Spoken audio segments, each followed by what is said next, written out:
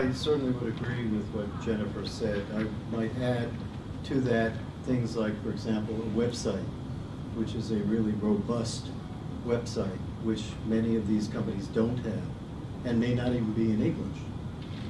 That's critical for a company that wants to come to the U.S.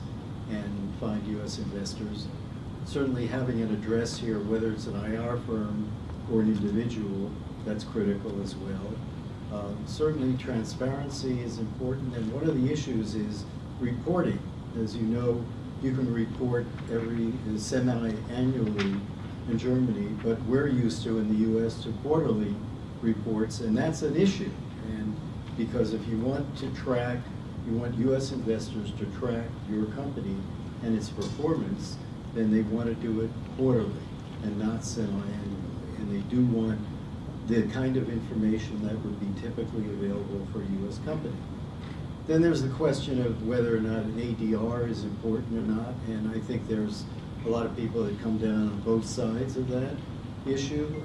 Certainly an ADR is a good thing and a positive thing to do for German companies if they're coming to the U.S.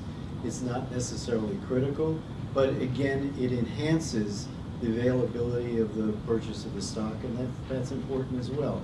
So a combination of all these things are important to make it look like more and feel like more of a U.S. company and not just a German company. The final thing I would add to that is finding, if you will, peers, that is U.S. peers that are similar to that kind of the company that you're bringing over. So if you're in the biotech sector, or if you're in high tech, or whatever the area might be, to establish and make people understand that you're not a one-off kind of company, but you're similar to companies in the U.S., you're part of a peer group, that makes them be able to compare performance, technology, and so on with those companies, and that helps again to transparency.